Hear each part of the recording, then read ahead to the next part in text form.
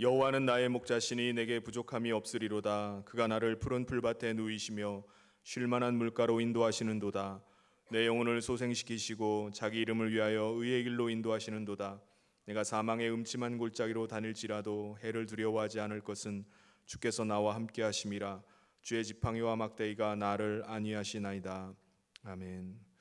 하나님 아버지, 지난 한 주간 우리의 삶의 현장 가운데 함께하여 주시고 또 하나님께서 코로나 바이러스가 계속해서 다시 재확산되는 가운데 또 지켜주시고 또 이 은혜의 자리에 나와서 또 함께 예배하게 하심을 감사합니다. 하나님께서 은혜 베풀어 주셔서 우리의 삶 가운데 이 어려움이 계속되는 가운데 있지만 주님 의지하고 또 믿음으로 나가는 저희들의 삶이 되게 하여 주시옵소서. 특별히 하나님께서 이 예배 자리 가운데 함께하여 주시기를 원합니다. 하나님께서 가정과 또 예배당에 함께 예배하는 가운데 하나님이 친히 임재하여 주시고 우리가 드리는 이 예배를 기뻐 받아 주시옵소서. 그래서 각 심령 가운데 주님이 주시는 그 말씀 붙잡고 다시 일어나며 또 은혜로 나가는 저희들의 삶이 될 수 있도록 인도하여 주시옵소서. 주께서 예배 가운데 함께 하시고 인도하시기를 간절히 소원하며 예수님 이름으로 기도하옵나이다. 아멘. 이 시간 다 같이 찬송가 8장 찬송하시겠습니다.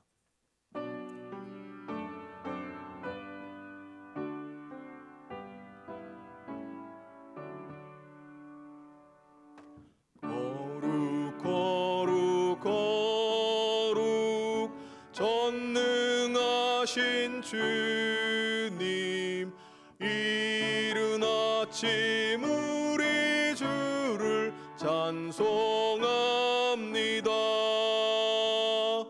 거룩 거룩 거룩 자비하신 주님, 성삼위일체 우리 주로다. 거룩 거룩 거룩 주의 보좌 앞에 모든 성도 면류관을 벗어드리네. 전군 천사 모두 주께 굴복하니 영원히 위에 계신 주로다. 거룩 거룩 거룩 주의 빛난 영광, 모든 죄인 눈 어두워 볼 수 없도다. 거룩하시니가 주님밖에 없네. 온전히 전능하신 주로다. 거룩 거룩 거룩 전능하신 주님, 천지 만물 모두 주를 찬송합니다. 거룩 거룩 거룩 자비하신 주님, 성삼위일체 우리 주로다.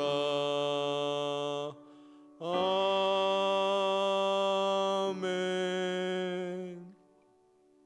이 시간 성시교독 18번, 교독문 18번, 시편 31편 같이 하도록 하겠습니다. 여호와여, 내가 주께 피하오니 나를 영원히 부끄럽게 하지 마시고 주의 공의로 나를 건지소서.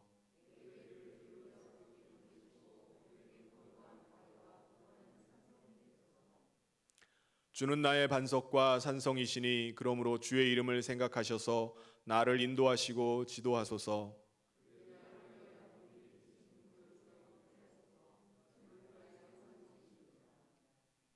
내가 나의 영을 주의 손에 부탁하나이다. 진리의 하나님 여호와여, 나를 속량하셨나이다.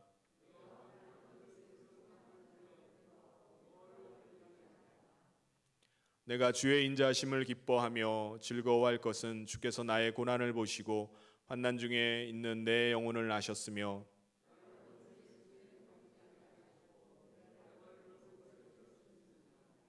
아멘. 이 시간 다 같이 사도신경으로 우리의 신앙을 하나님 앞에 고백하겠습니다. 전능하사 천지를 만드신 하나님 아버지를 내가 믿사오며 그 외아들 우리 주 예수 그리스도를 믿사오니 이는 성령으로 잉태하사 동정녀 마리아에게 나시고 본디오 빌라도에게 고난을 받으사 십자가에 못 박혀 죽으시고 장사한 지 사흘 만에 죽은 자 가운데서 다시 살아나시며 하늘에 오르사 전능하신 하나님 우편에 앉아 계시다가 저리로서 산자와 죽은 자를 심판하러 오시리라. 성령을 믿사오며 거룩한 공회와 성도가 서로 교통하는 것과 죄를 사하여 주시는 것과 몸이 다시 사는 것과 영원히 사는 것을 믿사옵나이다. 아멘. 모두 자리에 앉으셔서 우리 찬송가 89장 찬송하겠습니다.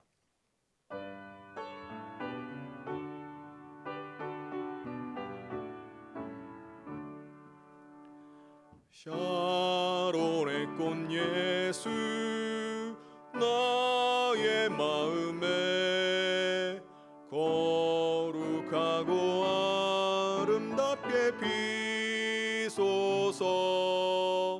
내 생명이 참 사랑의 향기로 간 데마다 풍겨나게 하소서. 예수 샤론의 꽃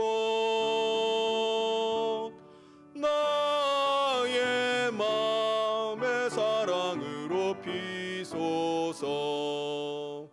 샤론의 꽃 예수 이 세상에서 어느 꽃과 비교할 수 있으랴.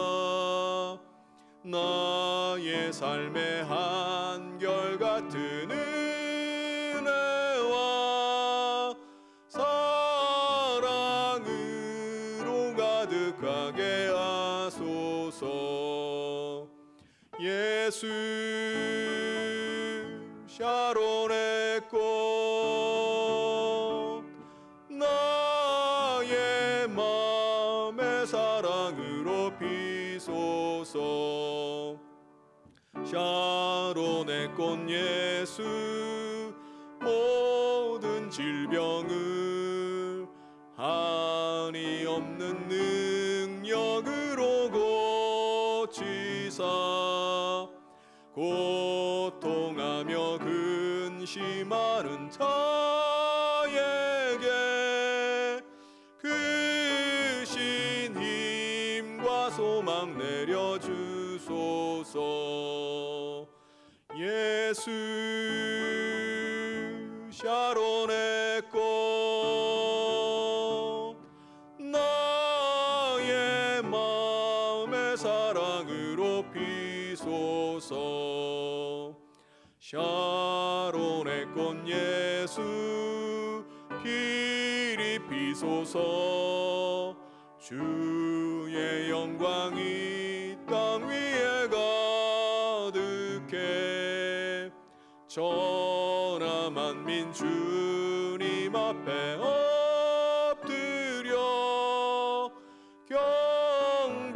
경배하며 영광 돌릴 때까지. 예수 샤론의 꽃 나의 마음의 사랑으로 비소서. 아멘.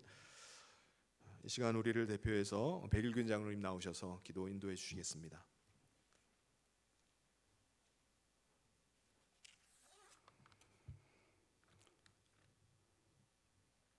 지금도 살아계셔서 역사하시는 하나님 아버지, 죽음에서 생명으로 죄에서 자유를 주신 전능하신 주 여호와 하나님, 감사와 찬양을 드립니다. 한 주간 세상 살면서 주님이 기뻐하는 삶을 살기보다는 육신의 정욕에 붙들려 살았음을 고백합니다. 용서하여 주시옵소서. 하나님 아버지, 부족한 저희들 한 주간 삶에 지친 영혼이 주의 날에 성전에 모여 예배드리게 하신 은혜를 더욱 감사드립니다. 사랑의 하나님 아버지, 진정될 것 같은 코로나 바이러스는 지금도 여전히 삶을 묶어주며 거리두기로 인하여 주의 백성들이 다 함께 모여 기쁨으로 예배드리는 것이 제한되어 영상으로 예배드릴 때 환경과 여건을 탓하기보다 이 기간 동안 예수님을 구주로 고백하는 모든 성도들마다 자신이 참 교회인 것을 깨닫게 하시고 개인의 예배가 회복되고 가정의 예배가 새로워지는 축복을 경험하는 성년교회 성도 되게 하여 주시옵소서. 사랑의 하나님 아버지, 주님의 큰 뜻이 계셔서 몸된 교회를 이곳에 세워주시고 여기까지 인도하신 에베네셀의 하나님, 우리 교회가 사도행전적 가치관을 통하여 지역을 구원하는 방주가 되게 하시며 주님의 크신 능력으로 복음 없이 죽어가는 심령 위에 복음의 기쁜 소식을 증거하는 동력자로 살아가는 교회 되게 하시며 사명 잘 감당하는 교회로 거듭나게 하여 주시옵소서. 하나님 아버지, 이 나라의 백성에게 국률과 자비를 베풀어 주셔서 하나님이 경외하며 두려워하는 위정자들로 정치, 경제, 사회, 안보, 교육 등 총체적인 위기에서 안정되게 하시며 자유민주주의의 정체성이 회복되며 이념과 갈등에서 벗어나 정의와 공의가 강같이 흐르는 복된 나라 되게 하여 주시옵소서. 사랑의 하나님 아버지, 선교의 소명을 받아 목숨 걸고 파송된 선교사님과 자녀들을 안위하시고 피로도 채워주시며 교회가 파송한 이믿음 선교사님과 장이한 선교사님을 지켜주시사 인도하심 따라 그 지경이 확장되며 사역에 많은 열매 맺게 하여 주시옵소서. 특별히 미얀마 개혁신학교를 개설하고 지도자 양성에 혼신임을 다하고 계시는 원로 목사님과 사모님 강하게 하시사 계획하시는 모든 사역 위에 어려움이 없게 하시며 특별히 본관 건축이 잘 완공될 수 있도록 축복하셔서 훌륭한 목자들이 양성되는 교정에서 열방의 꿈을 품는 성지되게 하여 주시옵소서. 사랑의 하나님 아버지, 시간 말씀 선포하실 담임 목사님 위에 하늘의 권세와 능력을 주셔서 선포되는 말씀이 하나님 말씀으로 감동받아 주의 나래 아래 머무는 은혜와 진리를 힘입어 머리가 아닌 가슴으로 받아 많은 열매를 맺어 영이 새로워지며 병약한 육신이 고침받아 꿈과 희망을 고통당하는 이와 참 자유와 큰 소망을 이루어지는 시간 되게 하여 주시옵소서. 특별히 간과 엇기는 이 시간 성전이나 가정에서 예배에 참석하지 못한 성도들을 기억하시사 다음 시간 모든 예배로 승리자로 영광 돌리며 은혜 나누는 사모하는 예배로 인도하여 주시옵기를 간절히 원합니다. 찬양으로 영광 돌리는 찬양대회가 상달되게 하시며 이 예배를 위하여 수고하는 모든 예배위원들에게도 큰 은혜 부어 주실 줄 믿사오며 예배의 시종을 주님께 맡기오며 이 모든 말씀 예수 그리스도의 이름으로 기도드리옵나이다.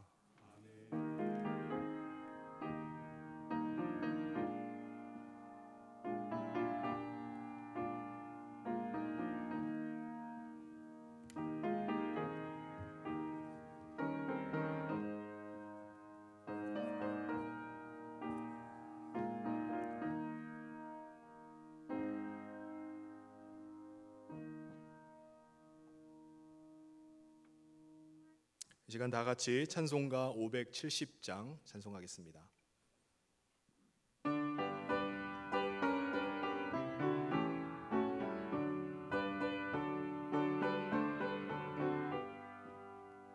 주는 너를 기르시는 목자요, 나는 주님의 귀한 어린 양.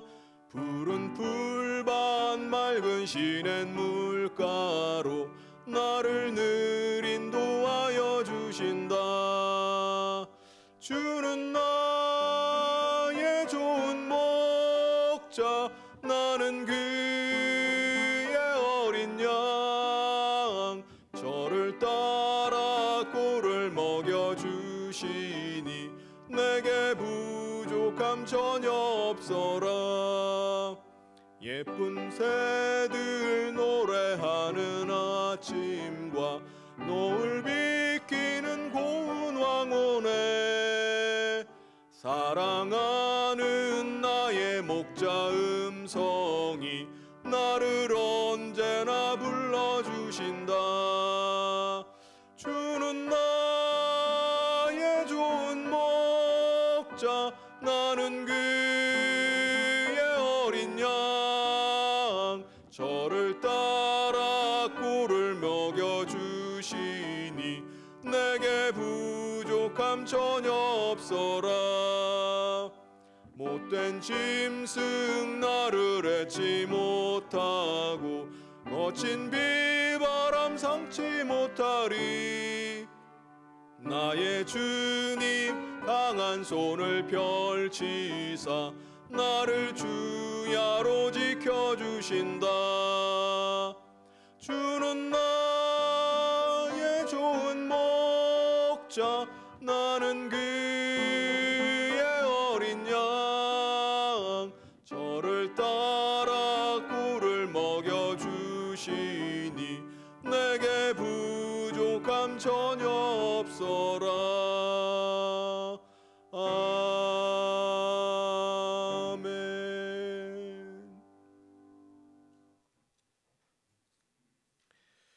교회 소식 전해드리도록 하겠습니다. 예배가 지금 계속해서 우리 예배당에서 드리는 예배와 또 동시에 우리 온라인으로 실황으로 예배를 병행해서 드리고 있습니다. 혹 시간을 놓치시거나 시간이 안 되시는 분들은 우리 잠실 유튜브에 잠실 성현교회 채널을 통해서 함께 꼭 예배를 드릴 수 있기를 바랍니다. 우리 지금 코로나 상황 때문에 찬양대가 지금 서지를 못하고 있는데 찬양대는 6월 7일 주일부터 다시 서도록 하겠습니다. 우리 찬양대를 위해서 기도해 주시기를 부탁드립니다. 그리고 오후 예배는 당분간 잠정 연기하도록 하겠습니다.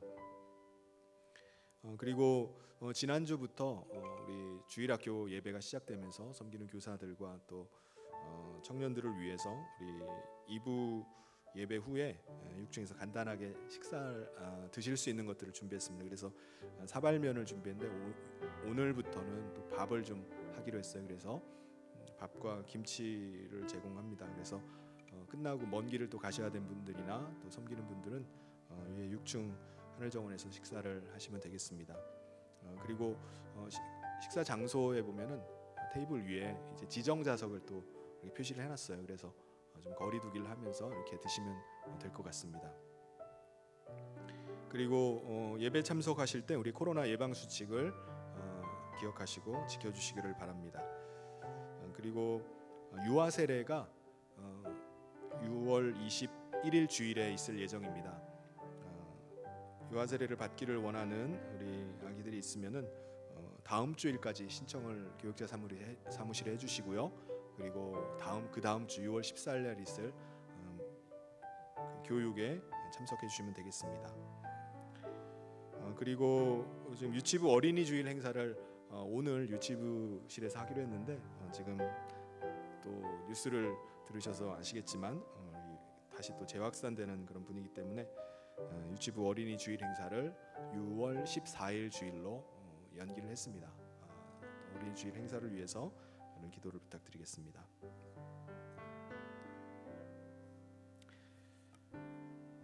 네, 교회 소식은 이상이고요. 하나님께서 오늘 우리에게 주신 말씀 함께 보도록 하겠습니다. 요한복음 21장 15절부터 17절까지 말씀입니다.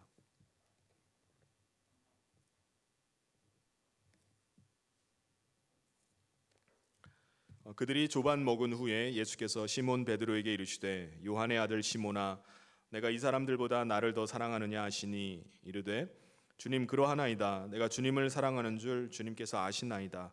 이르시되 내 어린 양을 먹이라 하시고 또 두 번째 이르시되 요한의 아들 시몬아 내가 나를 사랑하느냐 하시니 이르되 주님 그러하나이다. 내가 주님을 사랑하는 줄 주님께서 아시나이다. 이르시되 내 양을 치라 하시고 세 번째 이르시되 요한의 아들 시몬아 내가 나를 사랑하느냐 하시니 주께서 세 번째 내가 나를 사랑하느냐 하심으로 베드로가 근심하여 이르되 주님 모든 것을 아시오매 내가 주님을 사랑하는 줄을 주님께서 아시나이다. 예수께서 이르시되 내 양을 먹이라. 내가 진실로 내 양을 먹이라. 17절까지 읽었습니다. 지금 코로나 바이러스가 다시 재확산이 되고 있습니다. 그런데 이 코로나 바이러스로 인한 전 세계적인 이런 전염병을 예측했던 한 영화가 있어요. 9년 전에 만들어졌던 컨테이전이라는 전염병이라는 영화인데 아마 보신 분도 계실 겁니다. 마치 오늘날 코로나 바이러스 상황을 너무나 정확하게 이렇게 보여주고 있습니다. 저는 이 영화에서 인상적인 것이 사람들이 다 공포에 사로잡히게 되자 그 심리를 이용해 가지고 가짜 치료제를 만들어서 돈을 벌고 있는 사람들이 있었던 겁니다. 사람들은 그 사람이 만든 가짜 치료제인 개나리꽃 원액 이것을 구하지 못해 가지고 막 폭동이 났어요. 난리가 납니다. 그런데 결국 질병본부에서 개발한 백신으로 이 전염병이 이제 소강 상태에 접어들게 됩니다. 그리고 개나리꽃 원액은 사실은 가짜였다는 것이 밝혀지게 되고 그 사기꾼이 체포가 됩니다. 그런데 그 사기꾼은 자기가 그동안 막 벌어놨던 돈 가지고 거액의 보석금을 내고 이제 풀려나더니 이번에는 또 바이러스 백신이 문제다라고 하면서 그 후유증이 있다라고 있을 수도 있다면서 또다시 막 사람들에게 공포심을 막 조장하는 그런 내용의 영화입니다. 여러분, 오늘 우리가 처해 있는 상황은 어떻습니까? 어려운 이 상황 속에서 공적 마스크, 이 마스크 독점 공급 업체는 지금 매달 어마어마한 돈을 끌어모으고 있습니다. 매일같이 확진자 현황을 알려주는 공공 안전 문자를 보면은 영화 속의 한 장면처럼 사람들은 그 문자를 볼 때마다 내 주변에 지금 확진자가 또 생겼구나라고 하면서 두려움에 사로잡히게 됩니다. 온라인으로 예배를 드리던 성도님들 중에는 내가 이번 주에는 내가 예배당에 가서 한번 예배를 드릴까 하다가도 확진자가 늘고 있다는 뉴스를 보고는 혹시나 하는 그 염려 때문에 마음을 접어버리는 분도 아마 계실 겁니다. 저는 감염에 대한 그 두려움 때문에 가정에서 예배 드리는 분들의 그 예배도 하나님께서 받으시는 줄 믿습니다. 과거 구약 시대 때 아합 왕의 아내 이세벨이 엘리야 선지자에게 사신을 보내는 거예요. 그래서 다른 선지자를 죽였듯이 내가 너를 죽여버릴 거야. 가만 안 두겠어라고 협박을 했습니다. 이 말 한마디 때문에 겁을 먹은 엘리야 선지자는 광야로 도망을 칩니다. 완전히 공황장애까지 왔던 엘리야 선지자가 하나님께 이렇게 고백하는 거예요. 하나님, 내가 하나님을 섬기는데 얼마나 열심히 특심이었는데 어떻게 다른 선지자들 다 죽고 나만 남았습니까? 하나님 차라리 나도 죽여주십시오 라고 하면서 하나님을 향해서 막 불평을 늘어놓습니다. 그러자 하나님께서는 그 상황 속에서도 아직 바알에게 무릎 꿇지 아니하고 남은 자가 7,000명이 있다라고 이렇게 말씀하셨습니다. 여러분, 지금도 마찬가지입니다.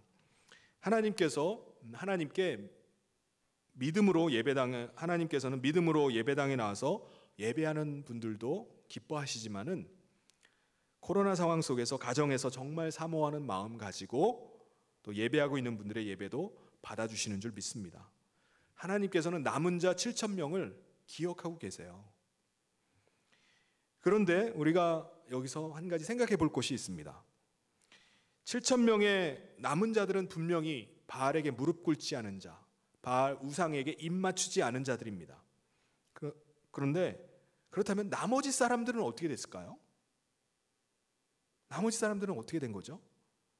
아합 왕과 이세벨 여왕의 그 공포 정치에 시대가 그러니까 상황이 지금 안 좋으니까 자칫하면 죽을 수 있으니까 하면서 어쩔 수 없이 우상에게 무릎을 꿇고 말았던 것입니다. 지금 우리 가운데 그런 분은 없지만 코로나 상황이 점점 계속해서 장기화가 되면서 우리 가운데 하나님께 실망하고 믿음을 포기하는 사람, 공동체에서 완전히 떨어져 나가는 사람, 떠나버리는 사람도 있을 것입니다. 자기가 가졌던 믿음을 포기하고 과거의 삶으로 돌아가 버리는 거예요. 오늘 말씀에도 보면은 그런 한 사람이 등장을 합니다. 누구죠? 베드로예요. 여러분, 베드로의 신앙의 여정은요, 오늘 우리 이 시대를 살아가는 우리들의 신앙의 현주소를 진단해 볼 수 있게 합니다. 그리고 부활하신 예수님께서 베드로에게 찾아가셔서 말씀해 주셨던 그 말씀이 오늘 우리를 향해서도 주시는 말씀인 줄 믿습니다. 주님의 음성을 듣고 다시 일어나는 은혜가 있는 귀한 은혜의 시간 되기를 주님의 이름으로 축원합니다. 베드로는 어떤 사람이죠? 예수님의 부활을 자기가 직접 목격했던 사람입니다. 마가복음 16장 14절에 보면 그 후에 11제자가 음식 먹을 때 예수께서 그들에게 나타나사 그들의 믿음 없는 것과 마음이 완악한 것을 꾸짖으시니 이는 자기가 살아난 것을 본 자들의 말을 믿지 아니함일러라.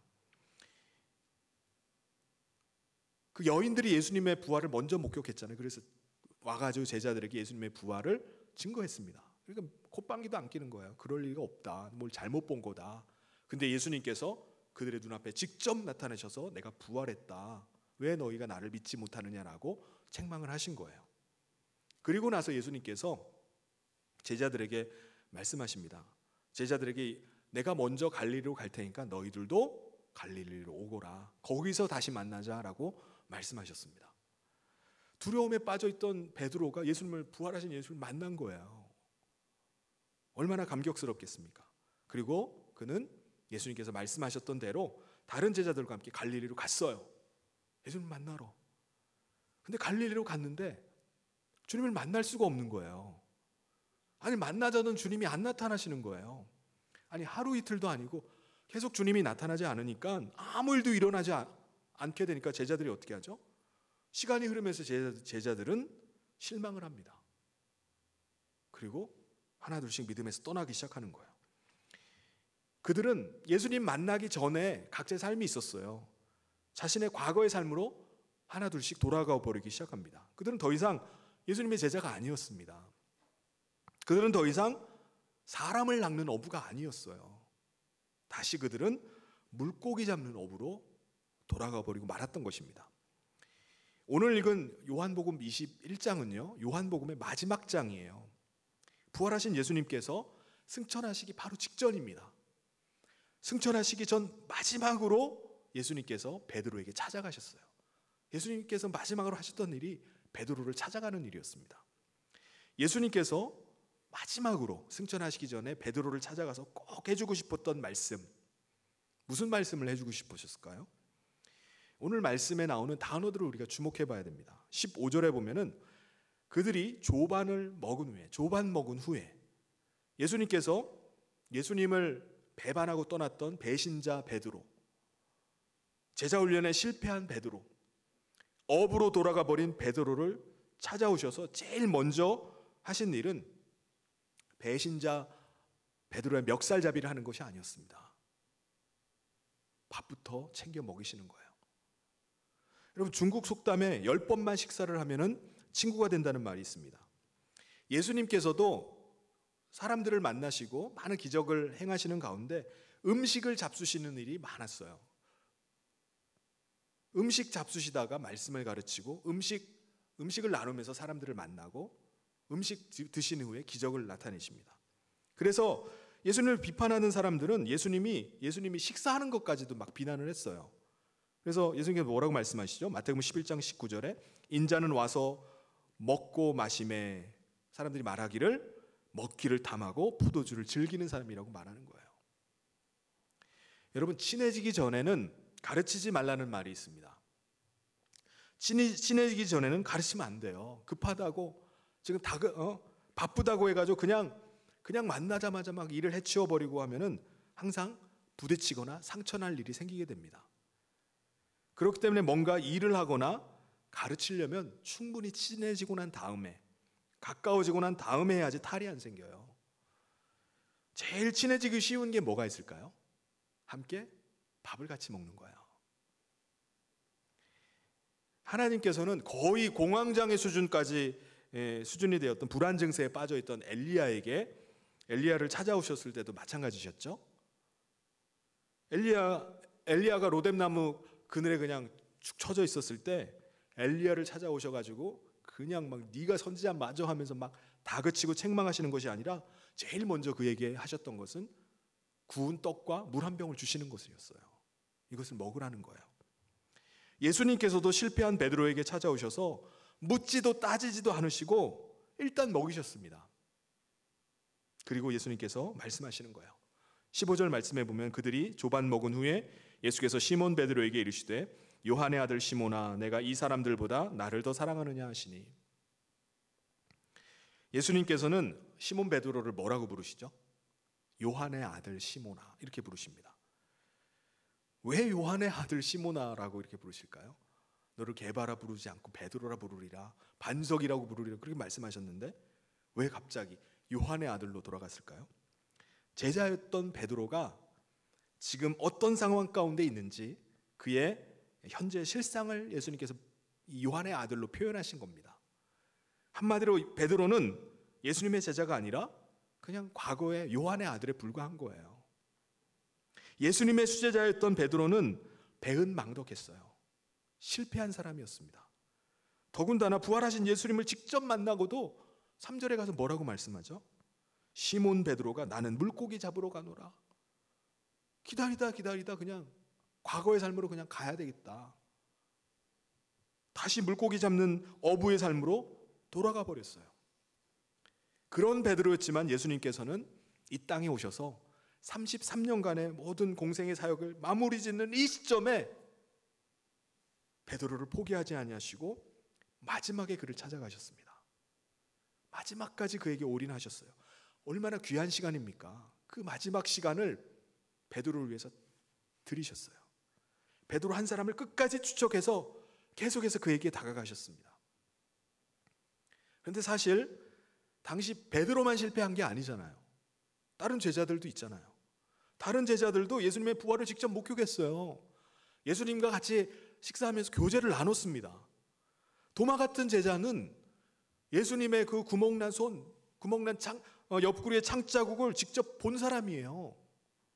그럼에도 불구하고 제자들은 다 하나같이 믿음을 잃어버리고 과거의 삶으로 다 돌아가 버렸습니다. 왜냐하면은 예수님을 십자가에 못 박는데 앞장섰던 사람들 아직도 막 살기가 등등해요. 예수님의 제자들 어디 있는지 막 찾습니다. 사람들도요, 예수님의 제자라 그러면 아주 적대적인 분위기가 아주 팽배해요. 여전히 변하진 않았습니다. 더군다나 부활하신 예수님 한 번 나타나시더니 더 이상 나타나질 않는 거예요. 우리가 부활하신 예수님 만난 거 맞아? 우리가 뭐 헛거 본 거 아니야? 예수님 도대체 어디 가신 거야? 그러다 보니까 제자들은 갈 길을 잃어버리기 시작합니다. 주님 따라 나서겠습니다, 주님의 길 가겠습니다 하던 사람들이 다 지금 어디로 가야 될지 모르는 거예요. 그래서 각자 자기의 길을 가기 시작합니다. 자기의 길을 가는 거예요. 베드로도 더 이상 예수님의 제자라고 자처해야 하지 않았습니다.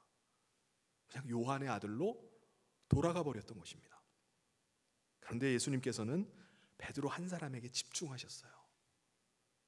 예수님께서 베드로 한 사람을 변화시키고 나면은 그 다음에 베드로를 통해서 야고보와 요한 같은 핵심 제자들이 변화되고요. 그 다음에는 다른 제자들, 그리고 70인의 전도대, 그리고 기도하던 120명의 성도들, 그리고 마지막 예수님의 승천을 목격했던 500여 명의 형제들로 변화되어 나가는 겁니다. 그래서 예수님께서는 사복음서의 마지막 이 요한복음, 그것도 마지막 장 21장에서 베드로에게 아주 집중하셨던 것입니다. 그런데 사도행전에 가서 보면은 어떻게 되죠? 그 베드로가 완전히 바뀌어 있습니다. 완전히 달라져 있어요. 사도행전의 베드로는요, 무식한 베드로, 천방지축 베드로가 아니에요. 예루살렘 인구가 당시에 약 2만 명이었다고 하는데 베드로가 한 번 설교를 하니까 3,000명의 사람들이 회심하고 돌아왔다는 거예요. 베드로는요, 대사도가 됐습니다. 수제자가 됐어요. 천국의 열쇠를 맡은 자가 되었던 것입니다. 베드로를 만난 예수님은 그 베드로에게 뭐라고 말씀하시죠? 내가 이 사람들보다 나를 더 사랑하느냐라고 물으셨습니다. 왜 예수님은 다른 사람들과 비교를 해가지고 너가 나 다른 사람보다 더 사랑해라고 이렇게 말씀하셨을까요? 비교하면 안 되잖아요. 근데 예수님은 비교하시면서 말씀하십니다. 왜냐하면은 베드로가 그랬기 때문에 그래요. 베드로는 늘 옆에 있는 다른 사람들을 신경 쓰는 거예요. 베드로가 어떻게 했죠? 과거에 예수님께서 말씀하실 때 사람들이 열광을 했습니다. 예수님 말씀 들으려고, 예수님의 기적을 체험하려고 사람들이 막 몰려들었어요. 인산인해를 이루고요. 그냥 동이 트자마자 예수님 만나려고 몰려왔었습니다. 그때 베드로는 어떻게 하죠? 내가 어느 누구보다 내가 예수님을 사랑한다고 자처를 했습니다. 자기 스스로 예수님 가장 사랑하는 사람, 예수님을 위해서 죽을 수 있는 사람, 그런 사람이라고 말했어요. 그런데 지금 사람들이 갑자기 돌변해가지고 예수님을 십자가에 못 박자 베드로는 어떻게 하죠? 갑자기 태세전환을 해가지고 나는 그 사람 몰라. 작은 여종 앞에서 나는 그 사람 몰라. 모르는 사람이야 라고 부인을 하게 됩니다. 예수님은 베드로에게 다른 사람들의 눈치를 보고 분위기 살펴가면서 그러면서 여전히 나를 사랑하는지 아니면은 전혀 그것과 상관없이 너가 나를 사랑하는지 그걸 물어보신 거예요. 아직도 너가 다른 사람들 눈치 보면서 분위기 살피면서 사랑하느냐라고 물으시는 겁니다. 사람들은 저를 비롯해서 우리 모두는 어떻게 하죠? 사람들 눈치 봐가면서 상황 살펴가면서 조건 봐가면서 그렇게 사람을 사랑해요. 그러다 보니까 어떻게 해요? 자꾸 비교 심리에 빠지게 됩니다. 비교 심리에 우리가 빠지면 어떻게 되죠? 남과 비교해서 내가 좀 잘난 게 있으면 어떻게 합니까? 그냥 우쭐해지거나 교만에 빠지게 돼요. 근데 남과 비교해가지고 내가 더 못났어, 못한 게 있어, 그러면 그냥 또 낙심천만합니다. 아니면은 그냥 시기 질투해가지고 그 사람 깎아내리기에 바빠요. 자꾸 깎아내리려고 합니다. 그러면 우리는 비교 심리에서 벗어나야 돼요. 하지만 예수님은요, 우리를 대하실 때 어떻게 하실까요? 비교해서 얘가 좀 더 나은 것 같아, 그래 사랑하시나요? 그렇게 대하시지 않습니다. 우리 한 사람 한 사람을 비교 불가, 대체 불가로 개인적으로 단독적으로 끝까지 사랑하시는 것이 주님이십니다. 우리를 딴 사람보다 우리가 조금 난 게 있어가지고 조금 더 좋아 보여서 우리를 더 사랑하시는 것이 아니에요. 우리 한 사람 한 사람을 대체 불가능한, 비교 불가능한 존재로 우리를 그렇게 사랑하십니다. 예수님은 베드로에게 그걸 3번이나 물으셨어요. 내가 나를 사랑하느냐? 내가 나를 사랑하느냐? 내가 나를 사랑하느냐? 여러분, 예수님 왜 똑같은 질문을 이렇게 3번이나 하실까요? 여러분, 우리가 사랑에 대해서는 큰 소리 칠 때가 있어요. 사랑 그거 뭐 별거 아니야. 사랑만큼은 내가 자신 있다고 큰 소리 뻥뻥 치지만 여러분, 사실 가장 어려운 것이 이 사랑의 방정식입니다. 우리는 사랑하는 사람이 곁에 있을 때는 그 사랑을 잘 모를 수 있어요. 그런데 사랑하는 사람이 떠나간 뒤에야, 그때서야 그 사랑을 우리가 깨닫게 됩니다. 가까이 있을 때는, 날마다 만날 때는 몰라요. 그래서 그 사람이 떠나간 다음에서야 그 사랑이 너무나 컸다는 것을 깨닫게 됩니다. 베드로도 날마다 예수님 쫓아다니면서 예수님과 날마다 예수님을 만날 때는 몰랐어요. 근데 예수님을 더 이상 만나지 못하게 되자 그때서야 비로소 사랑이 깨달아지는 거예요. 예수님이 정말 사랑하셨구나, 나를. 그 사랑이 절절히 느껴지기 시작하는 겁니다. 우리가 예수님을 사랑하는 것도 마찬가지예요. 우리가 이 세상을 살면서 예수님의 사랑을 어떻게 알겠습니까? 우리가 어떻게 깨달아요? 어떻게 날마다 그 사랑을 느끼며 살아갑니까? 근데 믿는 도끼 한번 발등 지켜보고요, 사랑했다가 한번 상처받아보고 사람 의지했다가 한번 실망에 빠져볼 때 비로소 우리가 주님의 사랑이 무엇인지를 우리가 깨닫게 돼요. 그래서 우리 가운데도 찬송가 있잖아요. 변찮은 주님의 사랑과. 이 찬송의 가사가 주님의 사랑이 변하지 않습니다. 이것이 우리의 가슴에서 절절히 찬양으로 흘러나오게 되는 것입니다.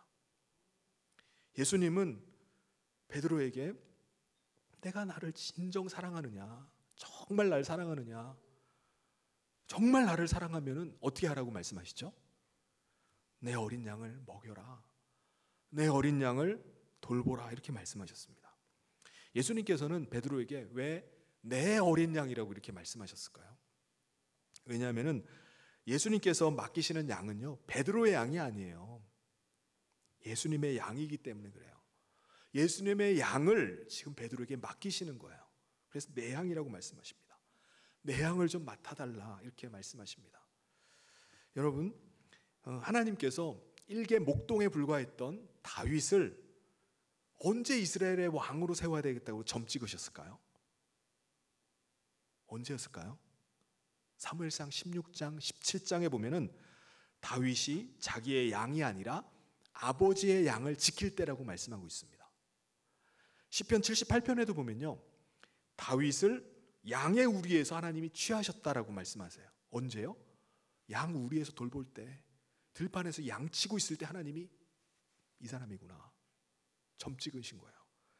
전양을 지키는 중에 이끌어내셔서 이스라엘을 기르는 일을 맡기셨다는 거예요. 들판에서 그냥 양치는 일을 하고 있을 때 하나님께서 그를 불러내서 이스라엘을 기르는 일을 맡기셨다는 거예요. 이스라엘 왕으로 삼으셨다는 겁니다. 바로 다윗이 자기의 양이 아니에요. 아버지의 양이에요. 아버지가 부탁한 양이었는데도 지극정성으로 돌보았습니다. 사자나 곰이 와가지고 아버지의 양을 물어가면 어떻게 합니까? 그냥 쫓아가 잡아가지고 수염을 다 뽑아놔요. 죽여버립니다. 가만 안 둬요. 하나님이 그걸 보신 거예요. 자기 양이 아닌데도, 아버지 양인데도 쫓아가가지고 그 양 한 마리를 붙잡고 그렇게 지극정성으로 돌보는 것을 하나님이 보신 거예요. 하나님께서는요, 아버지의 양떼를 돌보는 그의 마음이 너무나 기특해서 그게 뭐라고 말씀하시죠? 내 마음에 합한 자다. 정말 다윗은 내 마음에 합한 자라고 말씀하신 겁니다.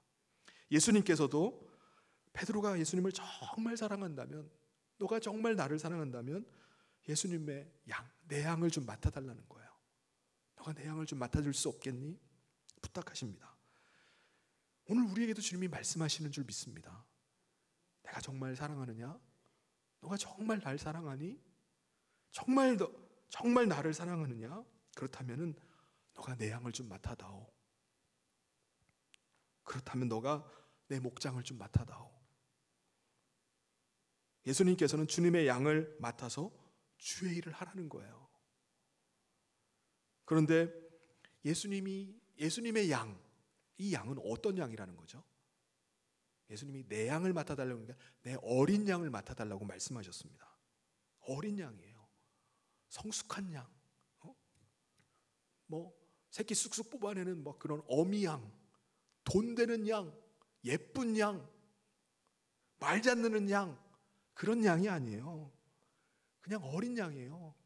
철없냥, 철딱선이 없고요, 말썽 부리고 어디로 튈지 몰라요. 어떻게 하면 금방 또 넘어질지도 몰라요. 미성숙해요. 아직 다듬어지지 않았어요. 약해요. 그 어린 양을, 그 약한 양을 돌보아 달라는 거예요. 여러분, 우리도 사역을 할 때 보면 이왕이면은 좀 된 사람, 멋있는 사람, 실력 있는 사람, 좋은 사람과 사역하길 원하잖아요. 직장에서 직원을 뽑을 때도 어떤 사람 막 뽑나요? 아니에요.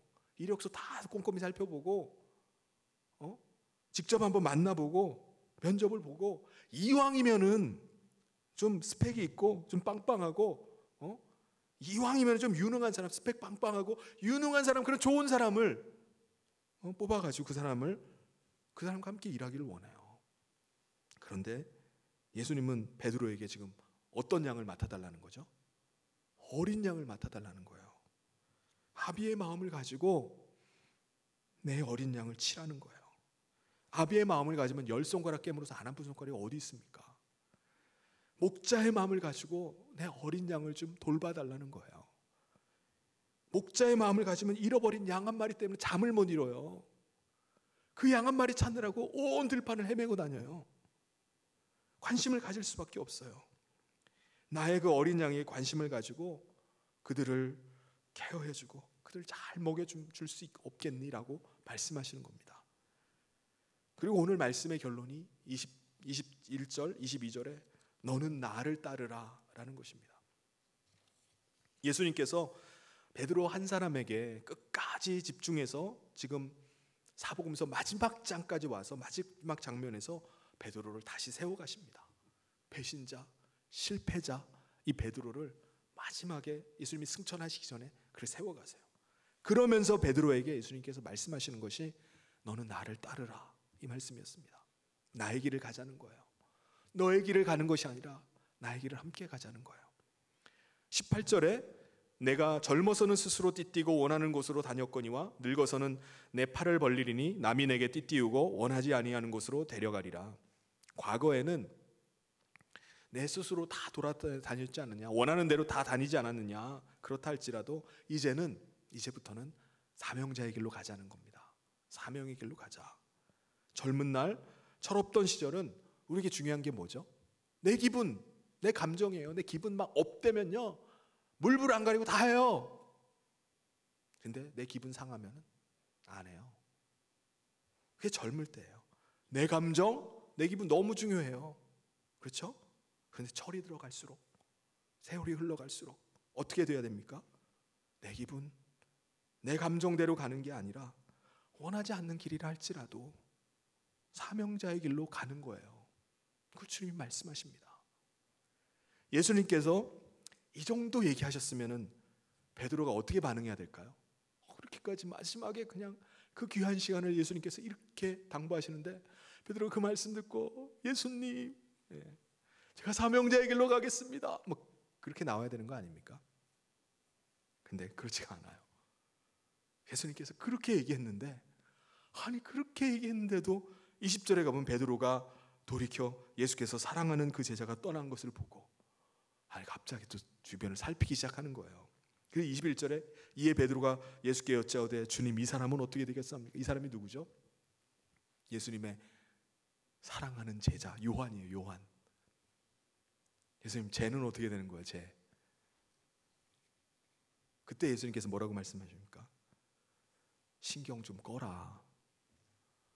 그 사람을 내가 어떻게 하든지 너하고 상관이 없다. 너는 나를 따르라는 거예요. 너는 나를 따르라. 예수님께서 베드로에게 베드로야 너는 이제부터 한눈 파지 말고 딴짓하지 말고 시선 집중해서 마음 추슬러서 중심을 잡고 나를 따르라. 근데 베드로는 계속 어깃장을 놓는 거예요. 또 옆으로 한눈 팔고 있는 거예요. 지금 예수님이 지금 마지막에 지금 말씀하시는데 또 두리번거리면서 예수님 쟤는 어떻게 되는 거예요? 예수님의 사랑하는 제자 요한이 보이는 거예요. 그러니까 마음이 막 금방 또 심숭생숭해지는 겁니다. 여러분 고린도전서 13장에 참사랑을 설명을 하면서 이런 것은 사랑이 아니다. 이건 사랑이 아니다. 참사랑은 이거다. 라고 하면서 참사랑이 아닌 것을 8가지를 말씀합니다. 참사랑이 아닌 거 8가지. 제가 오늘 그 영상으로 그걸 비교를 해가지고 표를 이렇게 했는데 지금 미리 준비가 안 된 것 같아요. 참사랑이 아닌 거, 시기하지 않는 거, 자랑하는 거, 참사랑이 아닌 거, 시기하는 거, 자랑하는 거, 교만한 거, 무례히 행하는 거, 자기 유익을 구하는 거, 성내는 거, 악한 거 쭉 이렇게 8가지가 나옵니다. 첫 번째가 뭐죠? 사랑이 아닌 거, 시기하는 겁니다. 시기하는 거. 우리는 참사랑이 아니고는요 내 주변에 나보다 잘난 사람, 나보다 잘된 사람, 나보다 좋은 사람, 이 사람을 보고 기뻐해 줄까요? 그렇지 않습니다. 축하해 주나요? 안 그렇습니다. 시기하는 마음이 생겨요. 질투하는 마음이 생깁니다. 그 마음이 먼저 올라오는 게 우리 인지상정입니다. 그래서 예수님께서는 베드로에게 너는 언제까지 다른 사람과 그렇게 비교하고 있겠느냐? 언제까지 다른 사람 때문에 너의 인생을 망치려고 하느냐? 시기하고 질투하다가 내 영혼을 불사르지 말고 내 감정이나 기분에 빠져가지고 내 영혼을 팔아먹는 자리에 떨어지지 말고 내가 너에게 집중하듯이, 내가 너 한 사람에게 올인하듯이 제발 좀 정신을 차리고 제발 시선 집중해서 사명자의 길로 가라는 거예요. 미국의 흑인 여성 오프라 윈프리가 있어요. 이 여성은 최악에서 최상의 삶을 살아가는 여성입니다. 얘는 사생아로 태어났어요. 9살 때 성폭행을 당했습니다. 14살 때 미혼모가 됐어요. 가출을 하고요, 마약을 하고 엉망진창의 삶을 살았습니다. 그런 최악의 상황에서 디모데전서 4장에 나오는 말씀과 기도로 거룩해진다는 말씀처럼 이 여인이 독서와 또 기도를 통해서 사람이 완전히 달라지게 됩니다.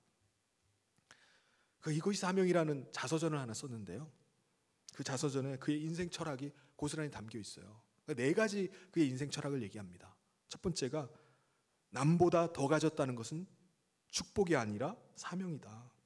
둘째, 남보다 아파하는 것이 있다면 그것은 고통이 아니라 사명이다. 세 번째, 남보다 설레는 꿈이 있다면 그것은 망상이 아니라 사명이다. 네 번째, 남보다 부담되는 무엇이 있다면 그것은 짐이 아니라 사명이다. 그는 인생의 모든 어려운 고비를 자기에게 하나님이 자기에게 주신 사명으로 받아들였어요. 사랑하는 성도 여러분, 코로나 사태가 장기화되면서 예수님께서 오늘 우리에게도 찾아오셔서 지금 말씀하고 계시는 줄 믿습니다. 너는 지금 요한의 아들로 돌아가 버린 것은 아니냐? 과거의 삶을로 회귀해버린 것은 아니냐? 이제 다시 주님의 사람이 되거라. 그리고 너는 정말 나를 사랑하고 있느냐? 정말 나를 사랑하느냐? 다른 사람 눈치 보면서 분위기 편승해가지고 사랑하고 있는 거 아니냐? 이제 다시 나의 사랑 가운데 거해라. 그리고 내가 정말 나를 사랑한다면 내 어린 양을 좀 먹여줄 수 있겠니?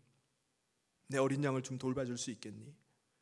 그리고 이제는 제발 시선 흐트러뜨리지 말고 주변 돌아보지 말고 나만 바라보고 나를 따르라. 사명자의 길로 가거라. 여러분은 지금 예수님의 발걸음을 얼마나 잘 따라가고 계십니까? 혹 어려운 이 길목에서 방향을 잃어버리고 계신 분은 안 계십니까? 과거에 가던 길로 다시 가고 계시는 분은 안 계십니까? 그런 분이 혹 계실까 봐 정말 목회자로서 이 상황이 너무나 마음이 아픕니다. 우리 주님도 마음이 얼마나 아프시겠습니까? 그래서 기도의 자리에서 간절히 기도합니다. 주님의 심정으로 여러분도 기도해 주시기 바랍니다. 그리고 주님의 음성을 듣고 방향을 돌이킬 수 있기를 축복합니다. 마지막까지 포기하지 않고 베드로 한 사람에게 집중하셨던 예수님 같이 우리도 주님 한 분에게 끝까지 집중하고 주님 가신 그 사명의 길을 갈 수 있기를 바랍니다. 그래서 주님이 맡기신 어린 양을 돌보고 주님이 맡기신 그 어린 양을 먹이는 가운데 하나님의 손에 놀랍게 쓰임받았던 베드로와 같이 오늘 우리도 주님의 손에 귀하게 쓰임받고 또 축복의 통로되는 삶을 살아가는 성현의 모든 성도님 되시기를 주님의 이름으로 축원합니다. 같이 기도하겠습니다. 하나님 아버지, 오늘 코로나 사태로 인해서 우리가 믿음 가운데 우리의 믿음을 지키며 살아가기가 너무나 어려워진 이 시대 속에서 주님을 떠나버렸던, 주님 배신했던 이 베드로를 찾아가셔서 끝까지 그를 세워가기를 원하셨던 주님의 음성을 오늘 들었습니다. 오늘 우리 가운데 주시는 주님의 음성으로 듣게 하여 주시옵소서. 주님께서 너가 나를 사랑하느냐, 내가 나를 사랑하느냐라고 물으시는 그 주님의 물음 앞에 우리가 주님을 사랑하고 주님 맡기신 어린 양을 맡겠다는 믿음의 결단들이 오늘 우리 가운데 있게 하여 주시옵소서. 사명자의 길을 가기로 결단하는 이 시간 되게 하여 주시옵소서. 주께서 함께 하시길 간절히 소원하며 예수님 이름으로 기도하옵나이다. 아멘. 우리 다 같이 자리에서 일어나셔서 우리 베드로의 이 고백을 우리 찬양으로 하나님 앞에 우리가 고백했으면 좋겠습니다. 사랑합니다, 나의 예수님.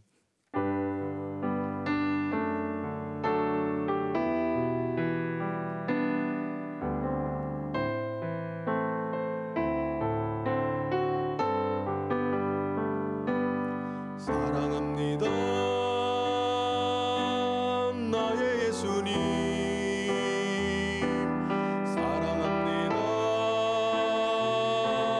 아주 많이요. 사랑합니다,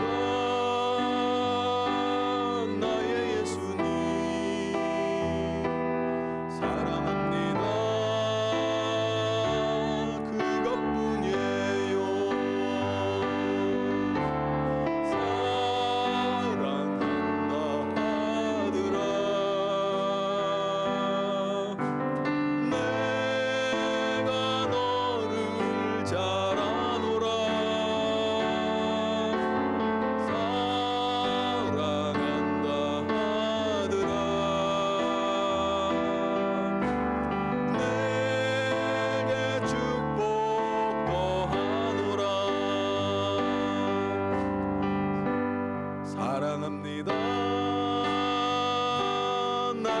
예수님 사랑합니다. 아주 많이요.